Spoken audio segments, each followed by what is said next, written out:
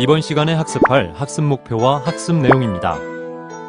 학습 목표를 숙지하고 학습을 시작해보세요.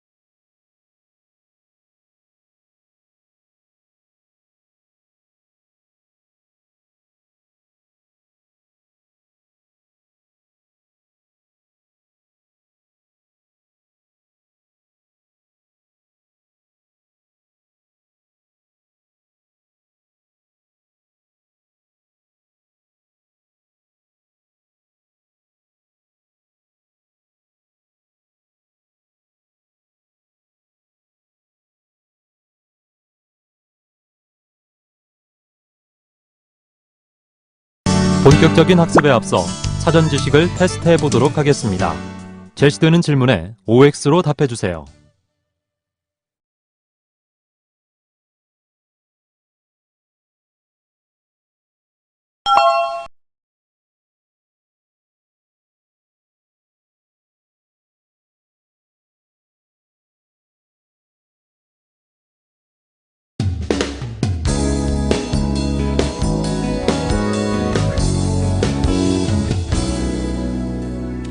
자, 이번 시간에는 이케아의 원가 우위 전략에 대해서 같이 살펴보도록 하겠습니다. 자, 이케아라는 회사는 우리나라에도 진출을 했기 때문에 잘 아실 텐데요. 자, 일단 스웨덴의 가구 기업입니다. 자, 1943년도에 잉바르 캄프라드라는 분이 설립한, 자, 그래서 디자인 좋고 가격 싼, 그리고 가장 큰 특징이 뭐냐면은, 그쵸, 가구를 스스로 조립할 수 있게끔 해서 유명해진 회사가 바로 이케아라고 보시면 되겠습니다. 자, 이케아란 말의 어원은 일단 창업자 잉바르 캄프라드의 앞자 I랑 K를 딴 것이고요.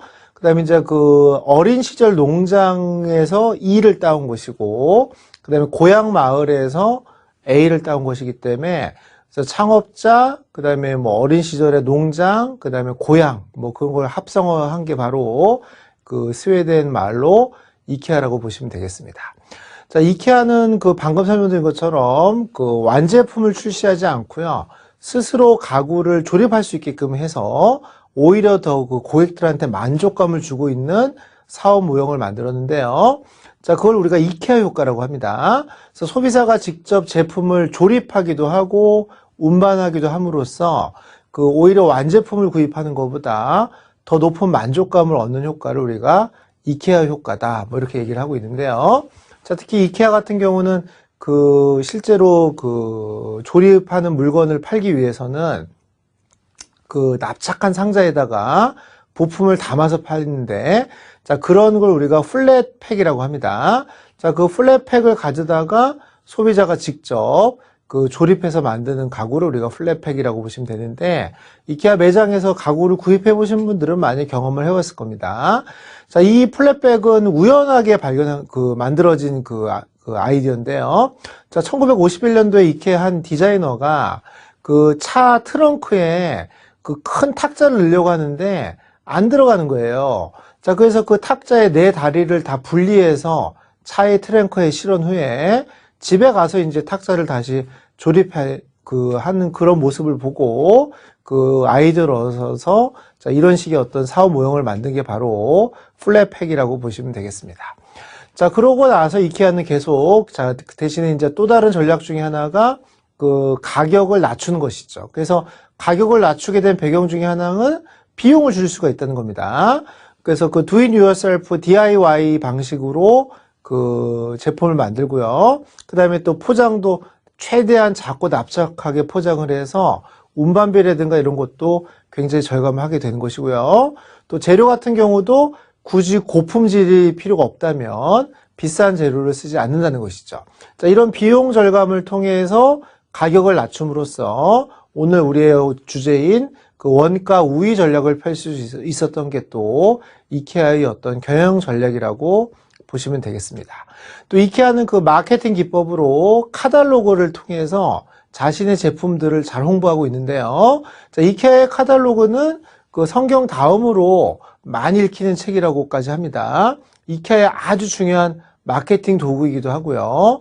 광고 수단이라고 보시면 되는데 이 카탈로그를 통해서 이케아의 어떤 제품을 알리는 것뿐만 아니라 카탈로그에 정해진 가격을 1년 동안 절대 올리지 않는다고 합니다.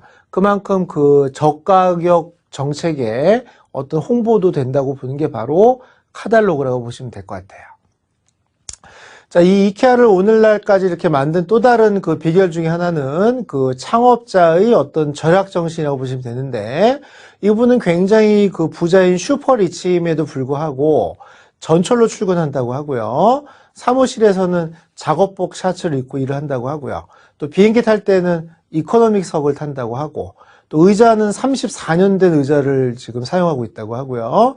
자동차는 또 16년 된 자동차를 타고 다닌다고 하니까 슈퍼 리치임에도 불구하고 근검 절약한 정신이 몸에 배었다는 것이죠. 자, 이러한 비용 절감 그 정신이 결국은 그 이 기업의 경쟁적 우위를 가져온 것이고요. 이걸 통해서 또 원가 우위 전략의 경영 전략을 펼칠 수 있다고 보시면 될 것 같습니다. 자, 그러면 이케아의 사례를 가지고 우리가 그 원가 우위 전략이 무엇인지를 살펴보기 위해서는 전반적인 우리 경영 전략의 큰 흐름부터 먼저 정리를 하고 가도록 하겠습니다. 자, 앞서 보신 것처럼 우리가 경영 전략은 크게 보면 기업 전략이 있고 사업 전략이 있습니다. 자, 기업 전략이라는 거는 기업이 하고 있는 사업 중에 어떤 사업에 진입할 거냐, 어떤 사업에서 탈퇴할 거냐를 결정하는 의사결정이라고 보시면 될 것 같아요. 그래서 주로 큰 토픽이 다각화할 것이냐, 수직적 통합을 할 것이냐, 해외 진출을 할 것이냐, 또는 인수합병이나 제휴를 할 것이냐, 뭐 이런 식의 의사결정을 기업 전략이라고 한다면, 사업 전략은 각 사업에서 어떻게 경쟁적 우위를 창출을 하고 또 그 창출된 경쟁 우위를 어떻게 유지할 것인지를 연구하는 전략이 바로 사업 전략입니다. 자, 그러려면 경제적 우위, 경쟁 우위를 어떻게 창출 유지할 건지를 고민해 줘야 되고요.